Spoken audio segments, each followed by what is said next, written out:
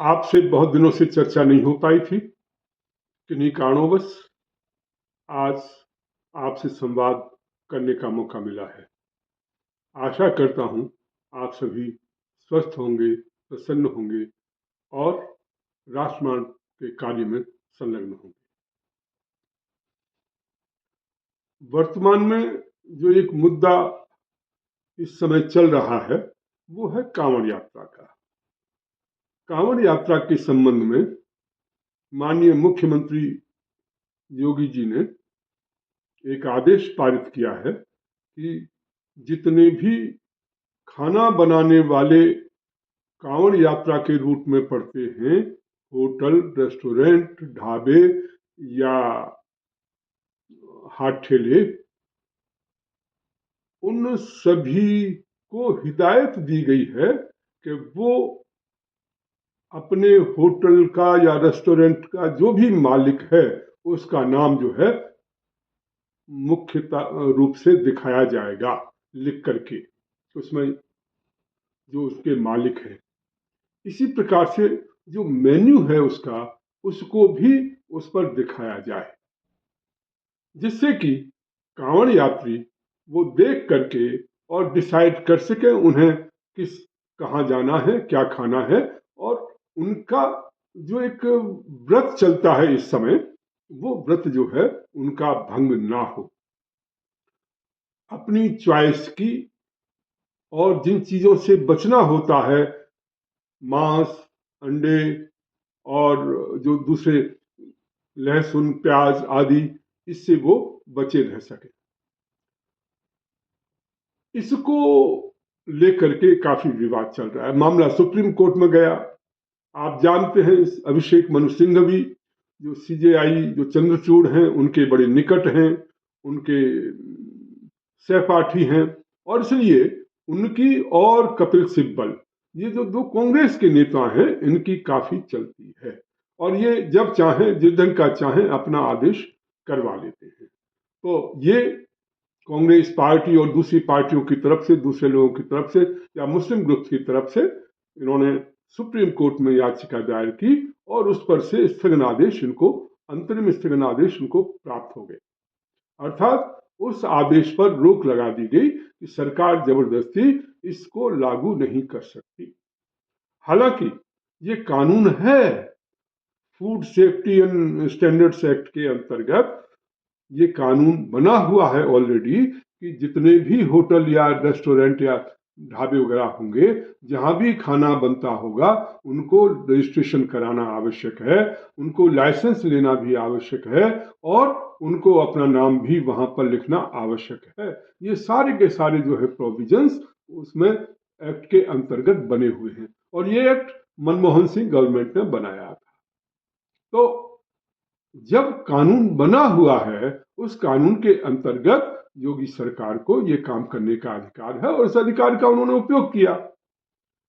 परंतु समय समय की बात है, अब वही कांग्रेस के लोग जिन्होंने कानून बनाया, वो इसका अपने मुस्लिम वोट बैंक को कहीं नाराज न हो जाए या वो उनके साथ बना रहे, इसके लिए वो जी जान से कोशिश कर रहे हैं और इस आदेश को गलत बता रहे हैं कि योगी जी ने जो किया है वो गलत किया है, क्योंकि वो चुनाव में हार चुके हैं। जो एक्सपेक्टेड था उत्तर प्रदेश से वैसा रिजल्ट नहीं मिल पाया है, इसलिए आने वाले समय में जो चुनाव होंगे, उपचुनाव, उसमें हिंदू वोटर को संगठित करने के लिए ये इस ढंग का अभियान जो है चलाया गया है, या मुस्लिम जो लोग हैं या दुकानदार हैं या होटल मालिक हैं, उनको तंग करने के लिए ये इस ढंग का निर्देश जारी किया गया है, ऐसा उनका आरोप है। जहां तक राष्ट्रमान पार्टी का प्रश्न है, हमारा यह विचार है कि ये विषय बड़े छोटे छोटे हैं कि होटल पर नाम लिख दिया जाए, ये कर दिया जाए। ये तो वैसे ही आप गजट नोटिफिकेशन करते, और कांवड़ यात्रा के दौरान ही क्यों, पूरे उत्तर प्रदेश में, पूरे भारत में ये तो हमेशा के कानून बना हुआ है, सेंट्रल कानून है, तो ये तो हमेशा लागू होना ही चाहिए। कांवड़ यात्रा की क्या विशेषता है इसमें, या हर पूरे प्रदेश में या पूरे देश में ये कानून जो है लागू होना चाहिए। परंतु जिस तरफ सरकार ध्यान नहीं दे रही है, योगी जी ध्यान नहीं दे रहे हैं, या मोदी गवर्नमेंट जो ध्यान नहीं दे रही है, वो चीजें हैं जो कि देश पर ज्यादा प्रभाव डाल रही हैं। सबसे बड़ा मुद्दा सांप्रदायिक शिक्षा का है कि जब सांप्रदायिक शिक्षा लोगों को दी जाती है तो उसका प्रभाव बच्चों पर गलत पड़ता है और उसके कारण से जो समस्याएं पैदा होती हैं उनके परिणाम जो हैं वो बहुत भयानक होते हैं। उसकी तरफ न योगी जी ध्यान दे रहे हैं, थोड़ा बहुत कुछ करने की कोशिश की है, परंतु जो समस्या है उसको जड़ से मिटाने की कोशिश किसी के द्वारा नहीं की गई है। देश हमारा सेक्युलर है, राष्ट्र हमारा सेक्युलर है, संविधान हमारा सेक्युलर है। जब ये सब कुछ सेक्युलर है तो हमारी शिक्षा सांप्रदायिक कैसे हो सकती है? यदि इस देश को सेक्युलर बना करके रखना है तो इस देश की शिक्षा भी सेक्युलर होनी चाहिए। और इसलिए जो सांप्रदायिकता के नाम पर शिक्षा संस्थान चल रहे हैं और जहां इस ढंग का पढ़ाया जाता है कि भाई ये जो हैं वो होते हैं, इनसे घृणा करो, इनको ऐसा करो, इनको वैसा करो, इस ढंग की शिक्षा जहां दी जाती है वो शिक्षा तुरंत बंद होनी चाहिए। आपको ध्यान होगा जब अंग्रेज यहां पर आए तो लॉर्ड मैकाले ने सबसे पहले यहां पर हमारी अपनी शिक्षा पद्धति को बदला था, क्योंकि वो देश पर कब्जा करने के बावजूद यहां पर शासन नहीं कर पा रहे थे और उन्होंने उसका उपाय सोचा कि यहाँ की शिक्षा व्यवस्था को परिवर्तित करना जरूरी है और उन्होंने अपनी शिक्षा पद्धति लागू की जो कि अभी तक चल रही है। इसलिए मैं माननीय मोदी जी से भी कहना चाहता हूं, ठीक है आपने जो स्टेप उठाया है वो अच्छा उठाया है, परंतु ये कोई महत्वपूर्ण इशू नहीं है, महत्वपूर्ण मुद्दे नहीं हैं। यदि करना है तो सांप्रदायिक शिक्षा के विरोध में कार्य करने की आवश्यकता है, सांप्रदायिक शिक्षा को बंद करने की आवश्यकता है। जहां पर 24 घंटे ये याद दिलाया जाता है कि जो गैर मुस्लिम हैं वो काफिर होते हैं, उनको मारना वाजिब है, उनके ऊपर पत्थरबाजी करना, उनको इस ढंग से मारना, उनका ये करना वो करना, जो शिक्षा इस ढंग की दी जा रही है उसकी तरफ किसी का ध्यान नहीं है। और इस कारण से इस देश में निरंतर हिंदू मुस्लिम के बीच की खाई बढ़ती जा रही है और इसके लिए और कोई जिम्मेदार नहीं, हम ही जिम्मेदार हैं, क्योंकि ऐसी शिक्षा व्यवस्था को हम लोग या हमारे देश की जो पार्टियां हैं, सरकारें हैं, वो इसको प्रमोट कर रही हैं। आपको ध्यान होगा मोदी जी और उससे पहले जो अटल बिहारी जी, दोनों ने एक नारा दिया था कि एक हाथ में कुरान, एक हाथ में कंप्यूटर, कि हम मदरसों का आधुनिकीकरण करेंगे। अरे भाई क्या करना चाहते हो इससे? उन्होंने ये कभी नहीं कहा कि एक हाथ में कंप्यूटर, एक हाथ में वेद, एक हाथ में कंप्यूटर, एक हाथ में उपनिषद, उसकी चर्चा नहीं की, इसकी चर्चा की। और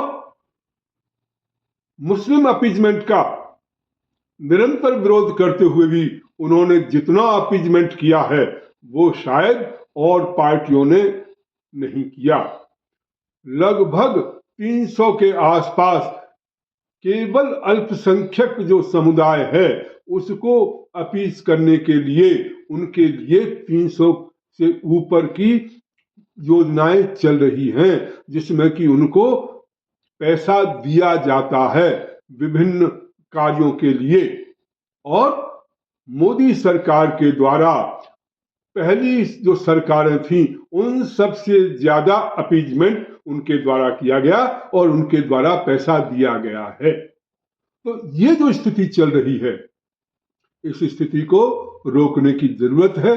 बीजेपी को भी अपने गिरेबान में झांक करके देखना चाहिए, उन नेताओं को भी देखना चाहिए और जो दूसरी पार्टियां हैं चाहे कांग्रेस हो, चाहे समाजवादी पार्टी और दूसरी पार्टियां जो अपीजमेंट के रास्ते पर चल रही हैं, उन्हें ये देखने की जरूरत है कि जिस रास्ते पर वो चल रहे हैं वो रास्ता इस देश को खंडित खंडित कर देगा। क्योंकि जब आप घृणा की शिक्षा दोगे, एक दूसरे के खिलाफ की शिक्षा दोगे, एक दूसरे को समाप्त करने की शिक्षा दोगे, तो आखिर उसका परिणाम क्या निकलेगा? और मदरसों या क्रिश्चियन स्कूलों में आखिर क्या पढ़ाया जा रहा है? यही तो पढ़ाया जा रहा है। तो सबसे पहले जो आवश्यकता है वो हमारे अपने एजुकेशन सिस्टम में बदलाव लाने की जरूरत है। उसको सेकुलर शिक्षा देने की जरूरत है। सेकुलर शिक्षा के लिए हमें काम करने की जरूरत है, क्योंकि ये देश सेकुलर है, संविधान सेकुलर है और संविधान आदेश देता है कि यहाँ पर ईंधन की शिक्षा व्यवस्था हो, ईंधन का सिस्टम हो जिसमें साइंटिफिक टेम्पर जो है वो बच्चों में, नौजवानों में बढ़ाया जा सके। और साइंटिफिक टेम्परामेंट बढ़ाने के लिए आवश्यक है कि हमारी शिक्षा पद्धति में पूरा परिवर्तन करने की आवश्यकता है। साथियों, आपसे अनुरोध करूंगा इस वीडियो को लाइक करें, कमेंट्स करें, शेयर करें, अपने जितने साथी हैं सब में शेयर करें। राष्ट्रवाद पार्टी की ये अपनी एक जितनी पार्टियां हैं, जितने ग्रुप हैं, उन सब में एक अलग ढंग की हमारी सोच है, हमारा चिंतन है और उसको लेकर के हम वास्तव में राष्ट्र निर्माण के लिए काम कर रहे हैं। इसलिए आपका सहयोग भी हमें प्राप्त होना चाहिए। इसके साथ ही QR कोड लगा हुआ है। जो भी सहयोग करना चाहें, आप यदि हमारे विचारों से सहमत हैं, आपको लगता है कि हमारी आवाज बुलंद होनी चाहिए, मजबूत होनी चाहिए, तो हमें जैसा भी कुछ आप सहयोग कर सकते हैं।